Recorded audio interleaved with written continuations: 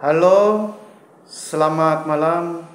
Jumpa lagi di kanal YouTube saya, Nasgian Junedi.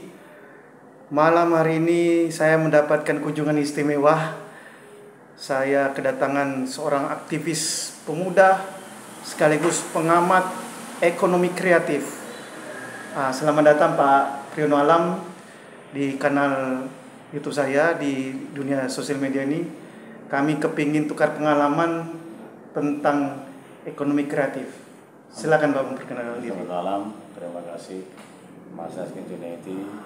Perkenalkan Bapak dan Ibu, saudara-saudara sekalian, saya Priyono Alam, pemerhati ekonomi kreatif, dan saya meyakini bahwa ekonomi kreatif akan mampu membawa negara kita Indonesia mencapai kesuksesan di masa-masa yang akan datang. Oh, amin amin, semoga. Ada beberapa sektor Pak yang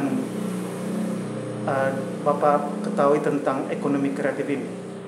Menurut Badan Ekonomi Kreatif Indonesia ada 17 subsektor industri ekonomi kreatif. Namun yang menjadi unggulan ada 3. Yang pertama adalah kuliner, kemudian fashion atau busana, dan seni kerajinan atau kria. Iya. Nah, kenapa 3 ini menjadi unggulan atau jagoan? Karena memang kreatif itu kan artinya kan ada sebuah daya dan upaya ya, untuk menaikkan suatu produk baik dari segi kemasan, dari segi ukuran dan lain yang menjadi sebenarnya mungkin gitu. Nah, karena daya kreasi dan inovasi itulah yang kemudian orang menjadi tertarik. Nah, satu contoh misalnya dulu beberapa puluh tahun yang silam orang bosan dengan pisang goreng, lahirlah molen gitu kan. Oh, nah, molen itu ya. dari pisang goreng, itulah contoh ekonomi kreatif. Terus di fashion? Di fashion misalnya apa? Sekarang orang lebih senang pakai pakaian ala-ala cowboy misalnya kan, mana pakai topi laken, pakai rompi seperti yang saya pakai pada malam hari ini. Oh gitu. Dan masih banyak lagi apa kreasi-kreasi daripada Dunia fashion itu sendiri yang terus berkembang, terus pesat, karena dunia menginginkan ada sebuah inovasi, ada sebuah perubahan. Kalau itu tidak direspon dengan cepat, maka kita akan tertinggal. Kalau di kria sendiri atau di kerajinan, apa aja yang menarik di dunia ekonomi kreatif? Itu sangat menarik sekarang. Kalau kita makan di pecel-pecel di pinggir-pinggir jalan, sudah nggak memakai piring tapi memakai anyaman yang dari rotan. Oh gitu. Nah, piring yang dari rotan lebih simpel karena tidak perlu mencuci piring, lebih hemat energi, lebih hemat waktu, dan hemat biaya juga. Jadi ekonomi kreatif sebenarnya bisa menanggulangi dari beberapa hal yang saya sampaikan tadi, sehingga ke depan harapan kita ini ekonomi kreatif menjadi primadona dalam menaikkan baik penghasilan per kapita atau grade nasional produk kita. Oh, iya. Kalau di sentuhannya di dunia audiovisual, di musik atau di film, apakah itu subsektor yang sangat menarik ke depan Pak? Untuk digelutin anak-anak muda sebagai konten kreator juga, atau bagaimana Pak? Dua-duanya termasuk dalam subsektor industri kreatif ya, baik musik ataupun dunia perfilman ya kan. Nah, mungkin dunia perfilman ada merupakan teknik dari efek-efek yang lebih visual gitu ya. Nah, kemudian kalau dari segi musik sekarang misalnya seorang pengen hanya mengandalkan akustik, hanya memakai gitar, tapi karena petikannya menarik, petikannya bisa menyentuh para pendengar, itu kemudian bisa menghasilkan pundi-pundi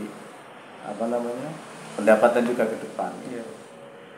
Terus kira-kira harapan Bapak kepada anak-anak muda saat ini untuk bisa memajukan industri kreatif Indonesia, ya kan? Daripada sektor real pertambangan yang sudah banyak menghasilkan devisa, tapi ekonomi kreatif ini kan sangat luar biasa Pak.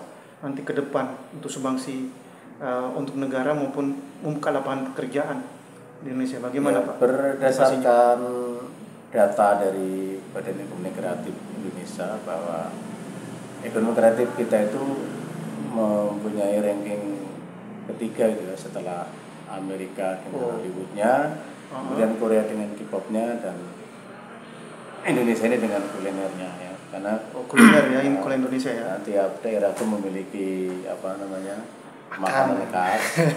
Nah, sekarang itu semua pelaku ekonomi kreatif, UMKM ekonomi kreatif itu menciptakan karya-karya yang monumental ya, saya pikir ya. Misalnya contoh, kalau di dunia pasar malam itu ada namanya bakso beranak. Jadi bakso itu kalau di dalamnya itu ada beberapa bakso bisa dimakan 2-3 orang. 2-3 orang ya. Memang mungkin harganya juga bisa 3 kali lipat. Nah, kemudian ada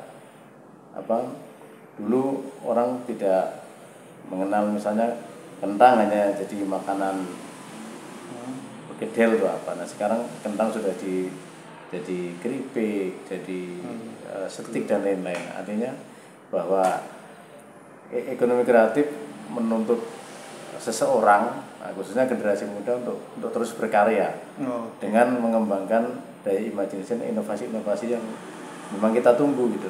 Nah, contoh sekarang untuk para penggemar musik misalnya, para pengamen. Kalau dulu banyak yang manual dari rumah ke rumah misalnya kan. Nah, sekarang mereka sudah di lampu-lampu merah, sudah memakai sound. Artinya bahwa memang ada sebuah tuntutan bahwa karya-karya pinggiran itu juga harus lebih kreatif gitu. Sehingga ini akan menimbulkan ekonomi kreatif yang ke depan juga akan bisa menghasilkan pundi-pundi khususnya untuk kesejahteraan mereka. Nah, itu intinya kita bagaimana sejahtera bersama di ekonomi kreatif. Sekian dulu dari saya, nanti kita ketemu selanjutnya dengan Pak Priyono Alam sebagai narasumber utama kita juga, khususnya di dunia kepemudaan maupun di dunia ekonomi kreatif. Sekian dari saya, salam sejahtera, salam ekonomi kreatif.